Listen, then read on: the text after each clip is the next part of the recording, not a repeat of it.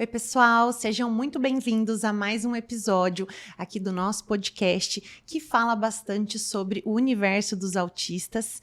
E hoje estou aqui com dois convidados maravilhosos. Um deles é o Júnior Kadima, psicomotricista, que traz assim uma abordagem e muitos conteúdos riquíssimos com relação à questão da psicomotricidade, que muitas pessoas muitas vezes não sabem exatamente nem para o que serve, a importância e tudo mais, então a gente vai falar bastante hoje sobre isso.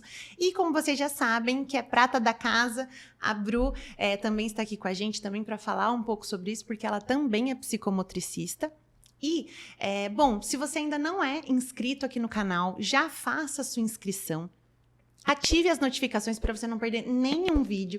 Curte esse vídeo e também encaminhe, compartilhe esse vídeo com outras famílias, com outras pessoas, sejam famílias atípicas ou não, porque todo mundo precisa cada vez mais ter mais conhecimento sobre o autismo. Bom, Júnior, muito obrigada por você ter aceitado o convite de estar aqui. Se apresenta para o pessoal, para quem não te conhece. Primeiramente, quero agradecer o convite e a oportunidade. Para mim é sempre gratificante. Me sinto muito honrado em ter a oportunidade de compartilhar sobre esse assunto, principalmente falar sobre a psicomotricidade, que é uma área tão importante para todas as crianças, principalmente para os autistas. Estar aqui com vocês hoje realmente é uma alegria enorme. Obrigada. E, Bruna, eu sei que você é psicomotricista, então fala para o pessoal como que foi essa sua formação também. Na verdade, a psicomotricidade chegou para mim um pouco depois da minha formação, né? Sou pedagoga, e eu, naquela ânsia de querer me especializar, de querer entender mais sobre o autismo, né? Por conta do meu filho também, eu cheguei até a psicomotricidade, que já era uma coisa que eu tinha visto na faculdade, e decidi fazer a pós-graduação, né? Então, foram 2 anos de pós-graduação ali na FMU em São Paulo, né? Aula presencial. Na verdade, eu peguei um pouquinho da pandemia, aula online, depois a gente acabou indo para o presencial, mas, como o Júnior falou, a psicomotricidade é extremamente importante, né? Aí não só na questão do desenvolvimento motor, da parte cognitiva, mas do aprendizado também das crianças na escola e em todo o contexto de vida. E, Júnior, com relação, como que foi o seu contato, o seu caminho para chegar até nessa questão da psicomotricidade e também para o trabalho com os autistas, como você falou, que é para todas as crianças, mas a gente sabe que se aplica muito aos autistas, porque eu confesso até que até o meu conhecimento é baixo sobre a psicomotricidade, assim, para entender realmente, saber a importância e contar também para a gente sua trajetória. Assim como a Bruna, eu sou pedagogo de formação. E depois da pedagogia eu fui buscar uma outra formação, que era psicopedagogia, para que eu pudesse compreender melhor as questões que estão ali envolvidas com a aprendizagem. Já tinha ouvido falar da psicomotricidade na pedagogia e posteriormente na psicopedagogia. E eu tenho uma formação também na área da música. E isso sempre fez com que eu trabalhasse bastante com o corpo. E quando eu me deparei ali com o termo psicomotricidade, eu fiquei encantado por começar a compreender o quanto aquilo ali tinha relação com o que eu já fazia no universo musical. E eu decidi, então, fazer uma pós-graduação na área da psicomotricidade. E nesse momento eu tive a oportunidade de começar a atuar numa clínica escola em Campinas, em que atendia crianças com deficiência, com transtornos do neurodesenvolvimento. E ali eu comecei a desenvolver uma oficina que era de estimulação psicomotora utilizando a música. Então, nós utilizávamos alguns instrumentos de percussão, algumas atividades rítmicas com o corpo, e ali eu tive o primeiro contato com o autismo. E eu senti que eu precisava estudar, precisava me aprofundar mais para atuar de forma assertiva, entendendo todo esse universo da psicomotricidade, da psicopedagogia, posteriormente da neurociência, e o quanto que isso se relacionava com os transtornos do neurodesenvolvimento e não só ter o conhecimento teórico, mas conseguir transpor isso para a prática. Então foi nesse momento, nessa clínica escola, que eu tive a oportunidade de começar a trabalhar com os autistas. Entendi. E hoje, Para o que exatamente serve a psicomotricidade? O que que ela trabalha? Eu sei que algumas mães até já comentaram comigo que serve muito para a questão da hipotonia e tudo mais, mas até assim, para a gente entender melhor, qual que é a necessidade? O que que a psicomotricidade vai ali auxiliar realmente a criança? A psicomotricidade ela é essencial para o desenvolvimento humano. Claro que nós vamos direcionar aqui nossa conversa para crianças, mas vamos pensar também nos adolescentes, nos adultos, nos idosos. Então, ela é uma ciência que vai integrar 3 grandes áreas, que é a área motora, a área cognitiva e a área emocional.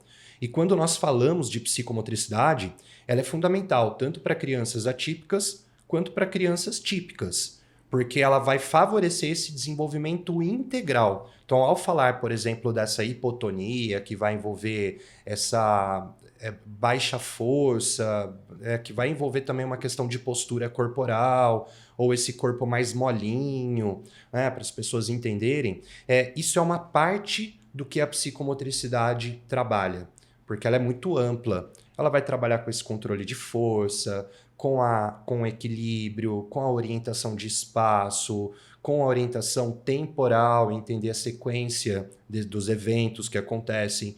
Ou seja, ela é de extrema importância para o desenvolvimento. Entendi.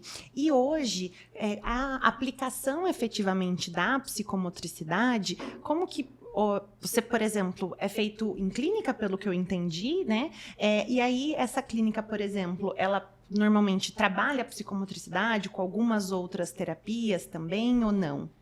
Exato. Nós temos 2 áreas de trabalho da psicomotricidade, que é a saúde e a educação, e 3 grandes campos, que é a educação psicomotora, mais direcionada para o contexto escolar, a reeducação, que pode ser trabalhada também no contexto escolar e clínico, e a terapia psicomotora, que daí nós vamos falar da terapia psicomotora quando ela acontece nesse contexto clínico.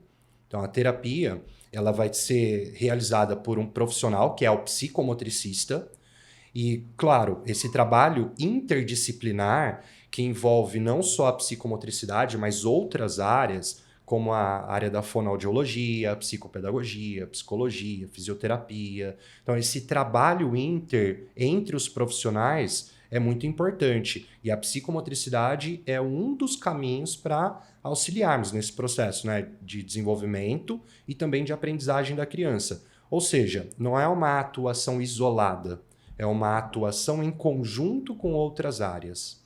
Entendi. Você até comentou dessa questão, dessa divisão da parte voltada para a questão mais escolar, a questão mais terapêutica. Aqui no escritório, nós atuamos. Basicamente, a nossa maior questão aqui é contra planos de saúde e dentre os tratamentos que a gente pede, um deles é a psicomotricidade. E uma questão que a gente tem tido ultimamente nos processos, que os planos de saúde têm levantado, é essa questão de que a psicomotricidade ela não poderia ser aplicada por alguém que não tem uma formação em saúde. Então, por exemplo, a gente tem aqui algumas famílias que às vezes já fazem acompanhamento com um psicomotricista, aqui a formação de base é educação física, ou então é pedagogia, e o plano de saúde, claro, ele sempre vem com esses questionamentos, e querendo ou não, como o judiciário é muito leigo sobre o autismo, imagina então sobre especificamente a psicomotricidade. Recentemente, até um psicomotricista que era de uma criança mandou pra gente um relatório explicando exatamente que não tem exatamente nada a ver essa questão do que o plano está falando, mas se você puder explicar pra gente, assim, essa diferença, se tem realmente alguma restrição para os psicomotricistas nessa questão de atuação ou não, se, por exemplo, um psicomotricista que tem a formação de base como educação física, ele ainda assim ele pode estar ali voltado para a parte do tratamento mesmo. Exato. O que acontece é que em 2019 a psicomotricidade foi reconhecida como uma profissão. E de lá para cá temos tido muitas discussões em relação à formação de um conselho, à formação desse psicomotricista. Então, nós não temos ainda universidades, né, uma quantidade grande de universidades que oferecem o curso de graduação em psicomotricidade. Nós temos universidades que vão oferecer a especialização. E de até profissionais, até 2019, que tenham essa especialização, são considerados psicomotricistas. Pós esse momento do reconhecimento, há essa discussão. da pessoa fazer a especialização e ela ter a formação de base dela e ser especialista em psicomotricidade e não psicomotricista. Justamente por causa dessa discussão que tem acontecido pela, né, formação, pela luta da inserção em relação à área da saúde, a mais universidades oferecendo o curso de graduação em psicomotricidade e, como falei, essa formação do conselho. Então, o que a gente tem hoje é essa questão sendo trabalhada para o reconhecimento, para entender essa ação do psicomotricista. Mas no caso, quando os planos eles trazem essa questão de que a pessoa não pode atuar, a gente precisa entender que isso ainda nós não temos um período para a formação desses novos psicomotricistas. E se a pessoa ela já tem uma base de trabalho, ela tem uma especialização, essa pessoa ela comprova a qualidade daquilo que ela realiza, o plano sim, ele deveria aceitar. Até o que a gente traz é isso mesmo, porque se não há essa necessidade, até assim como hoje até mais cedo eu estava falando com uma outra convidada sobre a ausência também de regulamentação com relação a, por exemplo, o ABA, que também não há, por exemplo, olha, então o profissional só pode aplicar, só aplica de fato a aba com essa formação ou com essa, não tem um mínimo ali de horas, por exemplo. E na psicomotricidade, o que eu vejo é que o plano de saúde, ele sempre vai tentar arrumar argumentos. E aí eles acabam realmente focando muito nessa questão de assim, não, mas a pessoa sei lá, a formação é educação física ou é a formação, então não vai estar aplicando, não tem nada relacionado à área da saúde. E aí eu acho bom realmente essa explicação, porque para que as pessoas entendam que o que vai realmente importar é essa especialidade, que é o que trouxe ali essa formação, para o psicomotricista, o entendimento e tudo mais, e muito a gente se aprende na prática, então que não tem nenhuma ligação com relação, assim, a pessoa está, sei lá, fazendo o exercício legal da profissão, nada desse tipo, né?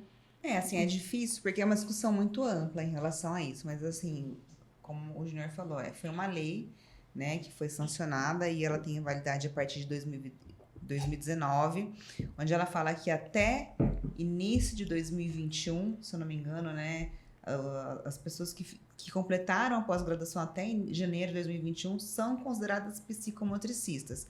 A partir daí, somente especialista em psicomotricidade. Entendi. Então, assim, a gente tem que entender isso daí e ver, de repente, porque a psicomotricidade é uma formação onde ela necessita ter ali, né, uma questão de corpo, né, do entendimento, né? Então você precisa ter algumas estruturações. A gente vê que acabou meio que sendo banalizado, né? Então assim, a gente vê muita coisa aí com conteúdo de baixa qualidade, aí a pessoa fala assim, mas eu fiz ali tantas horas, eu sou psicomotricista. Não, você não é. Então acho que assim, tem que ter já tem uma regulamentação, mas acho que isso deveria assim ter esse olhar dos planos de saúde, né, que geralmente são as pessoas que recusam, para esses profissionais que realmente estão dentro desse enquadramento, estão dentro dessa lei e que, sim, fizeram a formação da forma que deveria ter sido feita, né, e após isso daí,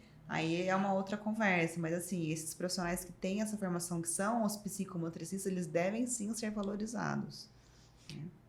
E, Júnior, eu sei que hoje você é uma referência no nosso país com relação à psicomotricidade.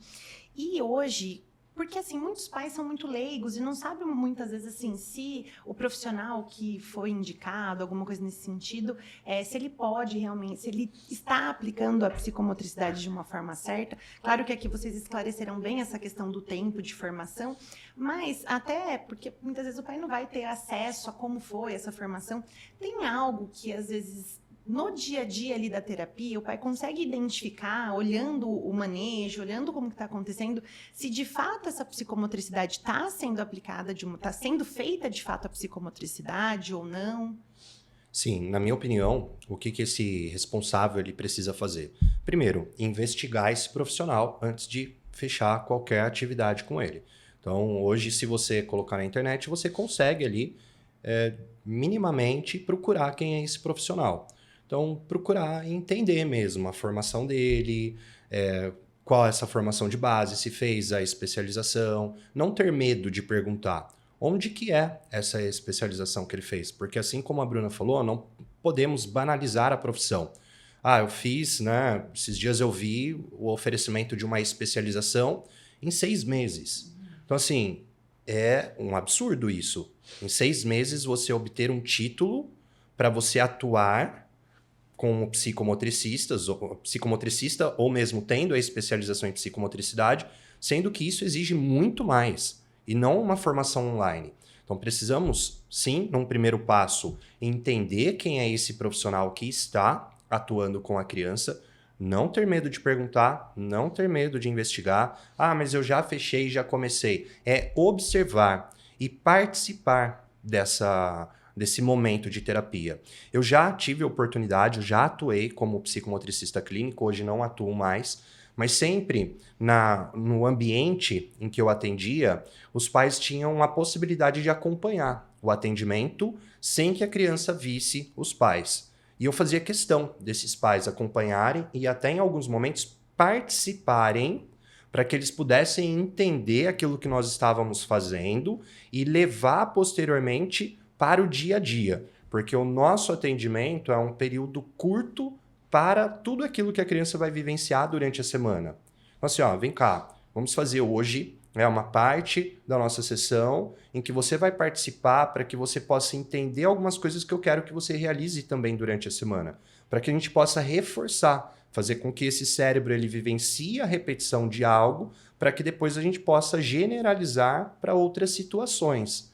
Então, nesse caso, é também o pai entender o quanto que esse profissional ele abre para a participação, buscar compreender o que está sendo trabalhado, quais são os objetivos, porque a psicomotricidade ela envolve explorarmos atividades lúdicas, brincadeiras, atividades com os movimentos corporais. E para quem não entende, ao olhar pensa que é só mais uma atividade sem sentido e sem intencionalidade. Por isso que falar da psicomotricidade não é só o movimento acontecendo, mas quais outros objetivos estão sendo trabalhados. Então, eu acredito que por esse caminho, não sei a opinião da Bruna, mas por esse caminho a gente consiga ali ter esse parâmetro, né, e entender a atuação desse profissional. Sim, acho que assim, o termo psicomotricidade, ele ficou um pouco até banalizado, né, pelas pessoas de fato não entenderem. Então, a gente realmente precisa fazer essa conscientização do que é psicomotricidade, da importância dela para o desenvolvimento. Porque o que a gente vê hoje em dia é assim, você vai lá na escola, temos aula de música, judô e psicomotricidade. Eu fiz um teste um dia. Eu liguei em algumas escolas que tem lá no outdoor, assim, você oferece psicomotricidade? Sim, a gente oferece. E quem que aplica? Não, é a professora da educação infantil. Ou então uma amiga minha que trabalhava numa escola de educação infantil, não, é a estagiária de pedagogia que faz aula de psicomotricidade aqui com as crianças. Que eles pensam que coloca um pneu amarelinha e faz a criança pular. Não, mas espera aí. A psicomotricidade, ela tem as bases psicomotoras. Né? Existe um propósito, um objetivo a ser trabalhado. Não é assim, né, que nem o Junior falou. Apesar de parecer uma brincadeira, não. Ela tem um objetivo, ela tem um propósito ali de trabalhar com aquela criança. Então, a gente tem que ficar muito atenta a isso. E, como ele também disse, e questionar. Não ter medo de questionar. Se uma escola está ali, ela fala que oferece psicomotricidade na grade curricular, questiona. É aplicado por um psicomotricista? Quem é o profissional responsável ali? Porque isso é muito grave, né? Você acaba enganando as famílias, falando que o seu filho vai estar sendo desenvolvido em um propósito, em um objetivo, sendo que, na verdade, ele não está. Né? E depois você vai cobrar, o que você vai ter que cobrar, como que você vai ter um respaldo se você não entende sobre o que é, sobre o que você está matriculando o seu filho naquela escola, enfim.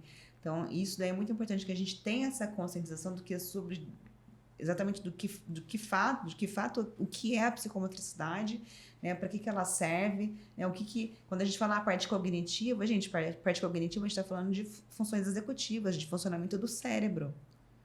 Como que o estagiário de pedagogia vai saber sobre isso? Então, a gente tem que estudar. É algo que, assim, é muito valioso, a gente tem que estudar, porque tempo é cérebro. E cérebro é tempo no desenvolvimento infantil. Então, assim, a gente precisa muito valorizar essa ciência, que é uma ciência, e aplicá-la da forma correta. Eu vejo muito, hoje aqui no escritório, às vezes as mães são encaminhadas para algum estabelecimento por conta de plano de saúde e é muito frequente o quanto as clínicas, os profissionais se negam a fornecer certificação. E, assim, sempre a desculpa é que, por conta da LGPD, a gente não pode, porque os dados são do profissional. Eu falo, gente... Assim, primeiro, que se a pessoa trabalha e ela te deu uma autorização, você pode fornecer os certificados dela. E eu tenho certeza que vocês dois têm um orgulho da formação de vocês, assim como eu tenho enquanto advogada, se alguém questionar. Então, eu realmente, toda vez que uma clínica ela se nega a entregar um certificado, já acende a luz vermelha. Porque, assim, o porquê que está se negando? Até porque se a pessoa tem a formação, se realmente está tudo certo, não tem porquê essa negativa. Então, é muito bom mesmo essa questão de que é muito difícil. Eu sei que as mães já têm uma sobrecarga absurda, mas tem que ficar em cima, porque senão acontece isso, como a Bruna falou. A questão, às vezes assim, a gente fala dessa questão do estagiário, e eu não acho que o estagiário é ruim, mas o estagiário, ele não é o aplicador, ele vai acompanhar o atendimento, né? Sim, exatamente. Ele não está preparado para desenvolver um plano psicomotor para aquela criança, né? Porque foi como eu falei, né? O Júnior até pode detalhar mais, mas assim, existem bases psicomotoras que são trabalhadas detalhadamente, né? E assim, elas precisam ter uma ordem. Se uma criança não está com uma base bem definida, né? Vamos falar com um tônus, né? Com um equilíbrio, como que essa criança vai aprender a escrever no futuro?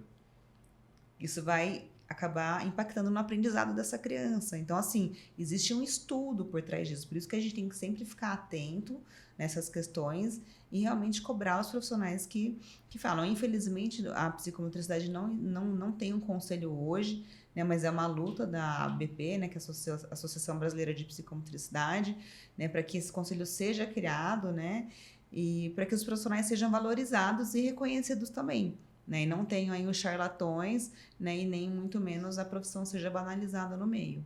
Da forma como está acontecendo. Sim. E, Júnior, com relação, eu sei que como você comentou que a psicomotricidade é importante para todos os indivíduos, independentemente da idade, também se tem algum diagnóstico ou não, mas para os pais dos autistas especificamente, tenho certeza que a psicomotricidade vai auxiliar todos, mas tem algumas situações que, assim, que é uma situação de emergência, de alerta de que, assim, olha, não pode esperar mais um pouco, sabe? Assim, que às vezes o pai observa algumas situações que ele vai falar, nossa, eu preciso ir para a psicomotricidade, porque senão, às vezes, outras coisas não vão resolver.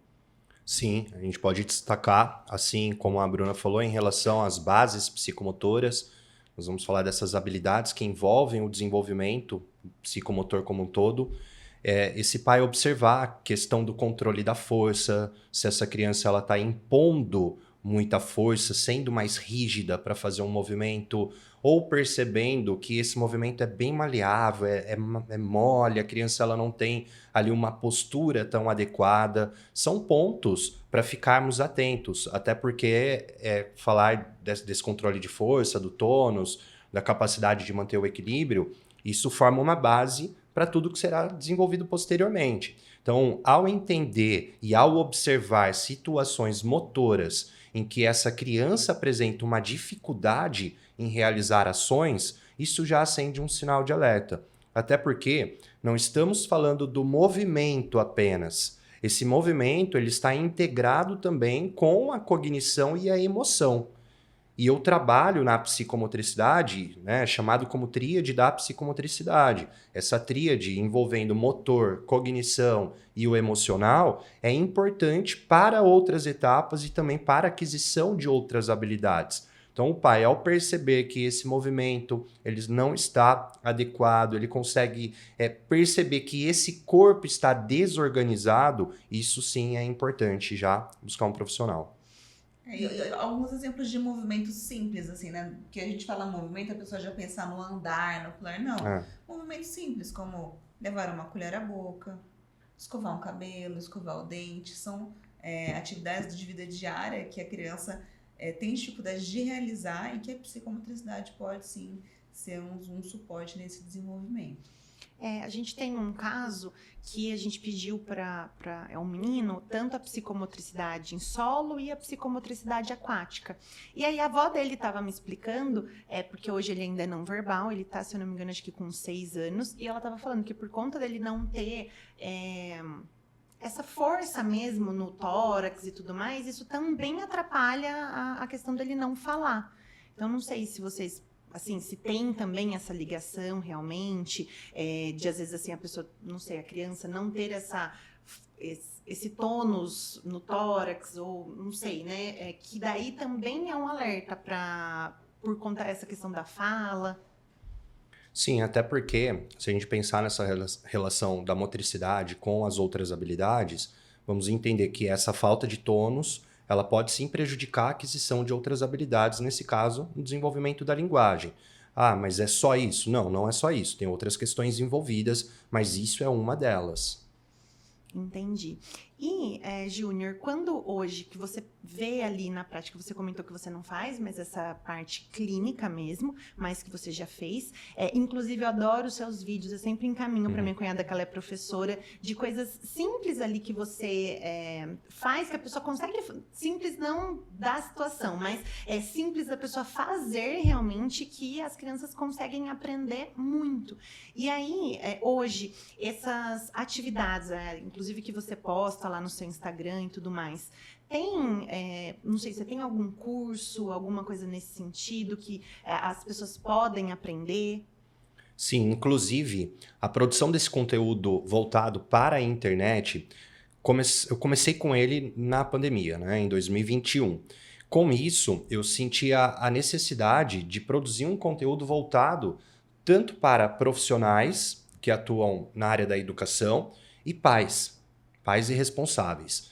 Com isso, essas atividades, elas ajudam essas pessoas. Quando você fala, é algo mais simples, é para usar um material mais simples, um material mais acessível, para que esse profissional, esse pai, ele possa usar essas atividades. E com isso, mostrar de uma forma prática e objetiva o quanto aquilo ajuda no desenvolvimento da criança. Eu tenho um curso que é Introdução à Psicomotricidade, que é um curso livre, não é uma formação, não é uma especialização, é um curso para a pessoa entender o que é a psicomotricidade.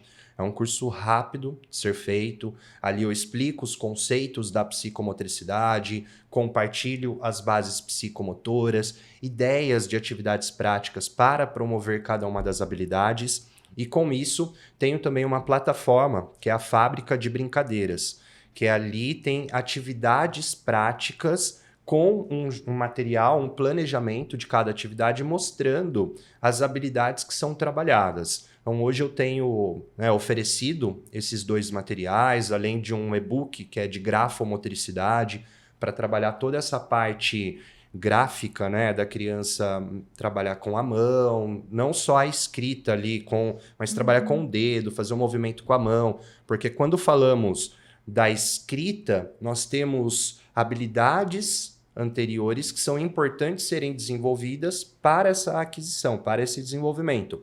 E a grafomotricidade, que é esse trabalho da grafia, é muito importante. Não a escrita, mas sim movimentos que serão importantes para esse momento da escrita. Então tem um e-book lá também que eu comercializo. E se a pessoa quiser ter acesso e falar que me viu aqui com vocês, eu dou um desconto especial. Ah, que beleza! Vamos falar agora também de uma coisa legal. O Júnior recentemente lançou esse livro aqui, ó.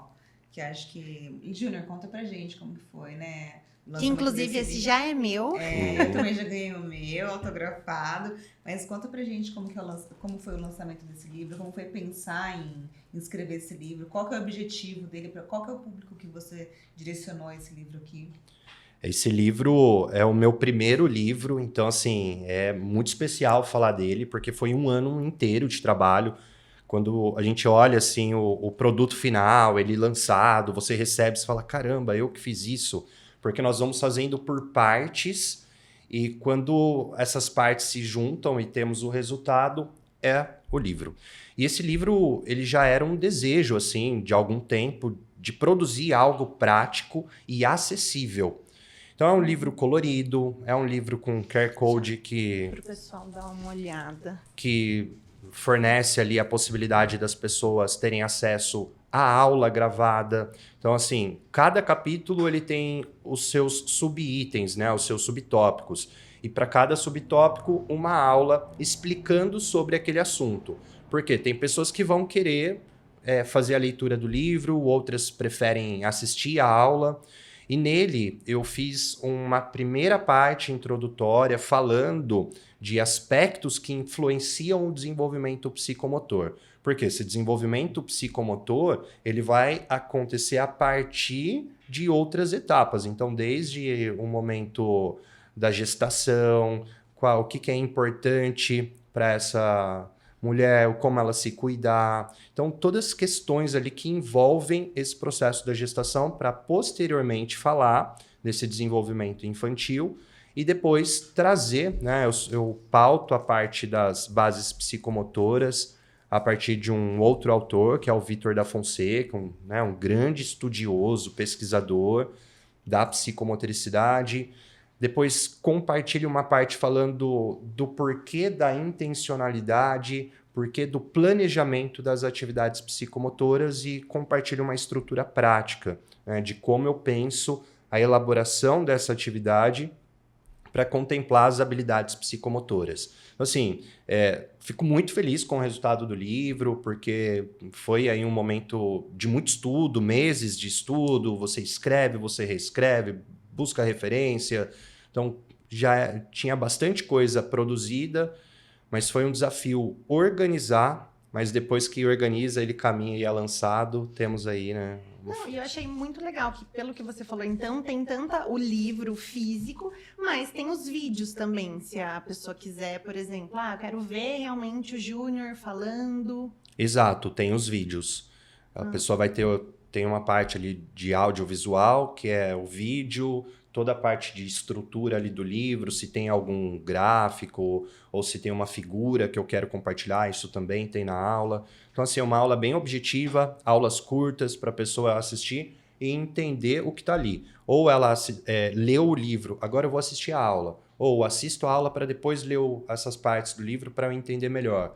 Então, é uma forma de contemplar as inúmeras formas de aprender, né? Principalmente por ser um livro colorido, um livro com infográficos, para fazer mesmo com que a pessoa possa compreender o conteúdo. E você até comentou agora essa questão de ser colorido e tudo mais. Eu sei que é muito importante para a criança aprender realmente através do brincar. Mas eu já vi também muitas pessoas falando, inclusive recentemente a gente teve um comentário muito infeliz de um ministro falando que uma terapia seria ali um passeio na floresta, mas de forma muito jocosa. E para você que lida principalmente com a psicomotricidade, você vê para a criança o quanto essa questão de realmente você introduzir a terapia, mas numa forma de brincadeira, isso melhora a absorção, a adesão da criança? Eu acredito que sim, mas eu acho até que você vai conseguir explicar isso de uma forma mais técnica, que daí eu realmente não domino. Eu sou um defensor da ludicidade, inclusive não só para a criança, mas para o adulto também.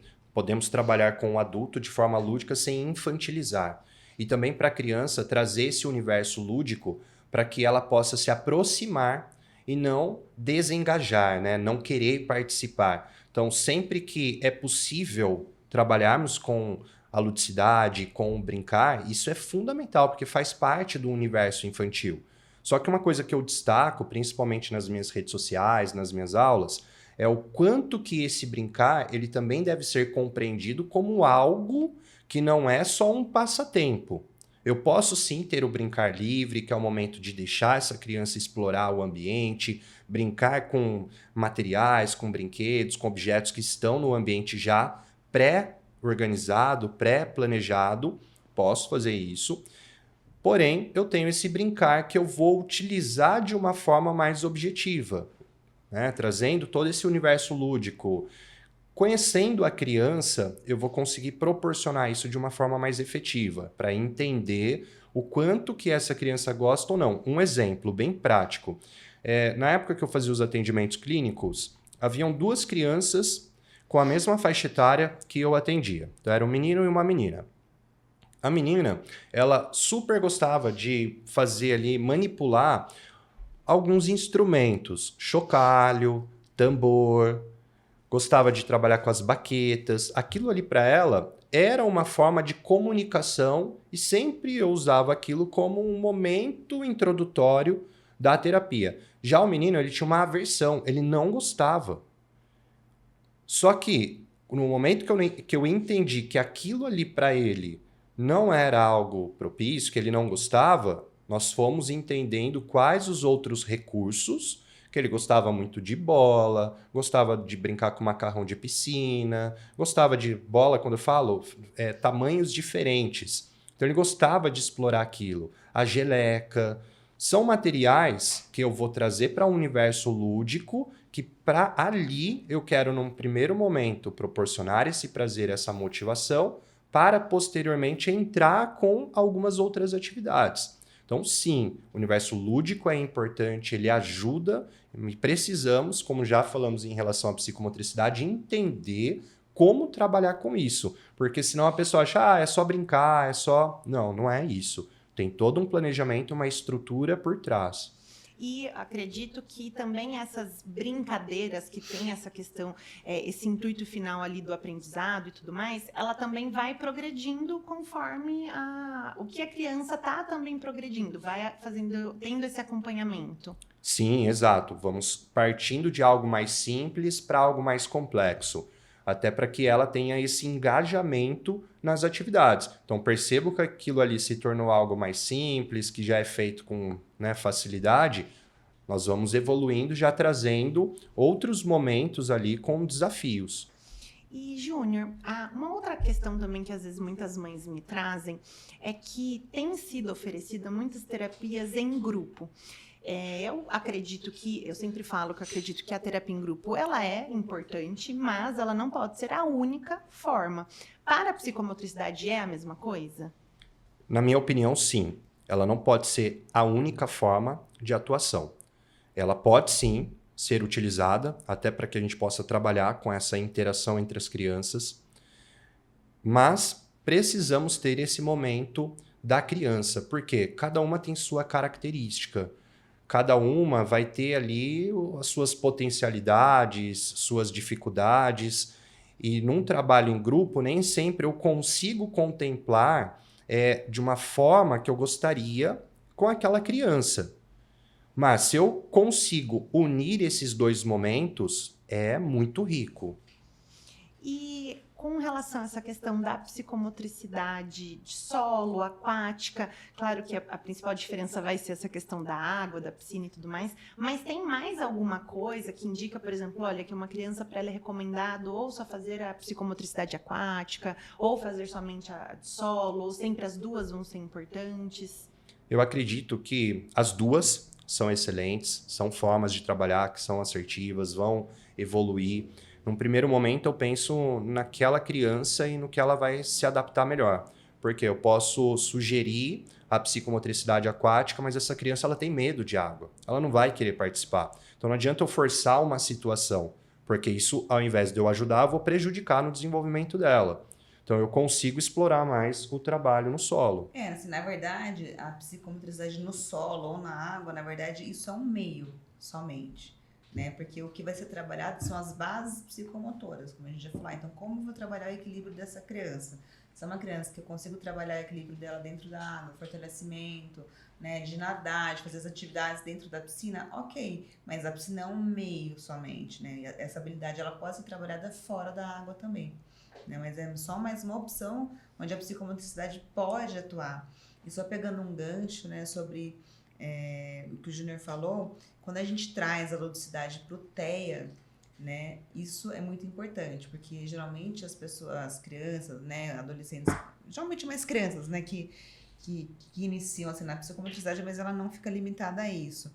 Mas são muito resistentes, tem uma rigidez comportamental muito grande. Então, quando você vai aplicar uma demanda, é uma coisa. Agora, quando você aplica uma brincadeira com um objetivo, é outra coisa. Então, se torna prazeroso para essa criança.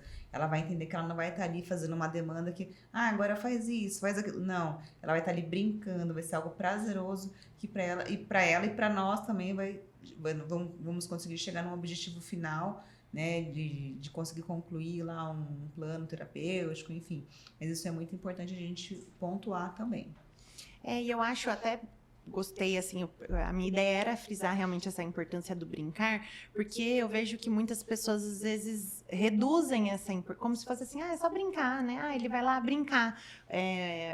Eu tenho... É comum, às vezes, alguns pais não aceitarem o diagnóstico e tudo mais, e uma cliente, ela me trouxe isso que o marido falou, mas por que você fica lá gastando seu tempo, levando ele para brincar, já que brinca aqui em casa? Porque realmente as pessoas não têm o mínimo da noção do quanto isso é importante.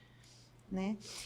Bom, gente, foi um prazer ter vocês aqui, entender um pouco mais sobre a psicomotricidade, o quanto é importante, porque realmente, assim, eu sei que é algo muito importante, mas até eu não sabia exatamente com detalhes. Então, eu agradeço muito a participação de vocês.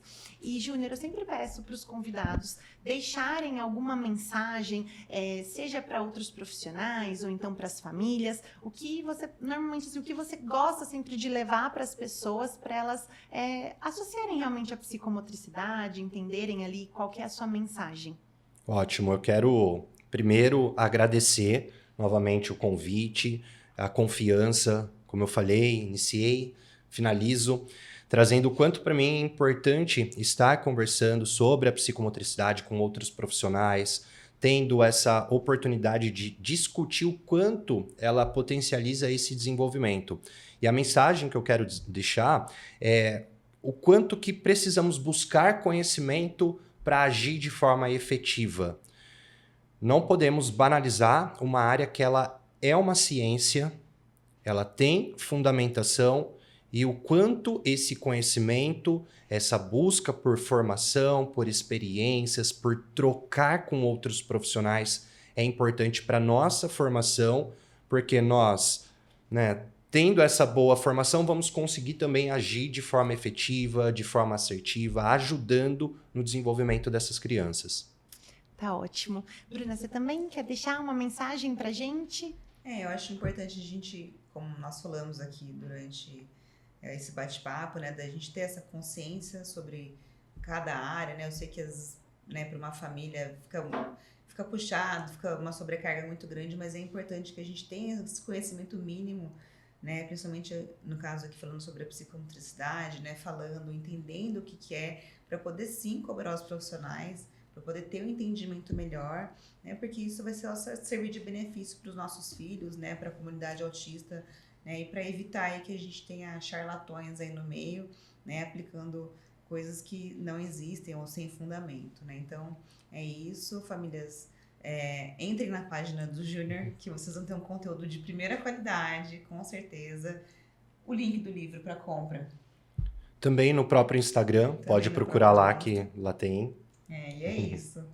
Bom, gente, realmente a Bruna falou, e o Instagram do Júnior, ele é muito rico mesmo. Eu fico lá vendo várias coisas, aí eu mando para minha cunhada, que é professora, às vezes penso, nossa, quando eu tiver um filho, que eu posso, né, assim, fazer algumas coisas para já ir trabalhando isso em casa, que é muito importante. E, bom, mais uma vez, agradeço a participação de vocês, agradeço também quem está aqui assistindo a gente. E se você ainda não é inscrito aqui no canal, já faça a sua inscrição, ative também as notificações e dá um like nesse vídeo. E além disso, a gente pede várias coisas, né? E além disso, compartilha também esse vídeo. É muito importante para o YouTube saber realmente que esse conteúdo é válido, que ele vai trazer realmente, que ele vai agregar ali na vida de outras famílias. Então, já compartilha ali com outros colegas que você tem. E, gente, a gente se vê no próximo episódio do Tea Talk. Muito obrigada.